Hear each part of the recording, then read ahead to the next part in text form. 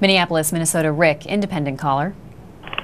Hi. I just had a quick question.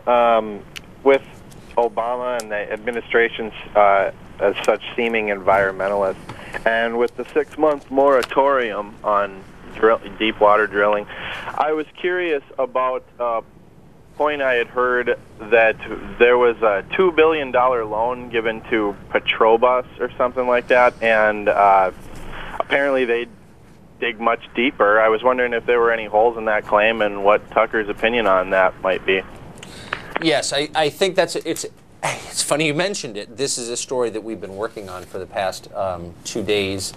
And to be totally blunt with you, I'm not sure what the truth is. The allegation is that the U.S. Import-Export Bank has given, I think that's right, $2 billion in, I think, loan guarantees to a Brazilian oil company in which George Soros has invested $900 million for offshore drilling in Brazil.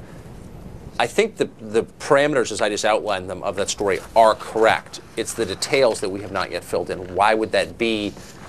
It may be more complicated than the storyline you and I are familiar with suggests. To be totally honest with you, I really don't know yet. But it's certainly an interesting story, and we're looking into it. Final question from Twitter. Dennis says, Tucker, where do you think this country is heading?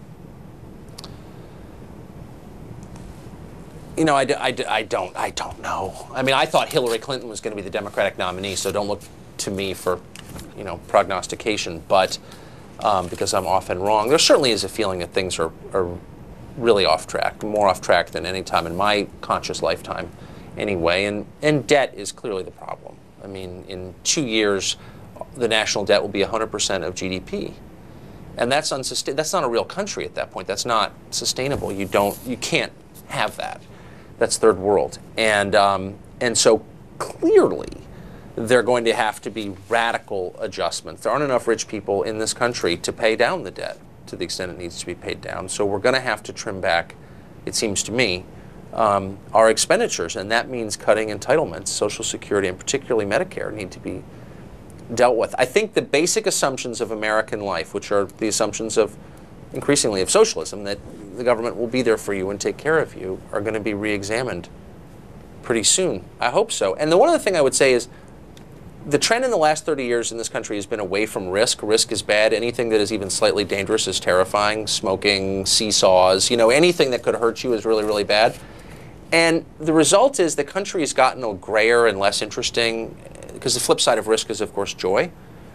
And I hope that we're moving back from that and maybe accepting risk as part of life. We all, it turns out, I have heard anyway, die in the end. And maybe we should just accept that and live with a greater degree of courage and happiness. Maybe be a tiny bit more like Israel, it seems to me, would be good. Tucker Carlson, founder of the website dailycaller.com. Thanks for being with us. Thanks for having me. Coming up next, we'll talk about the policy impact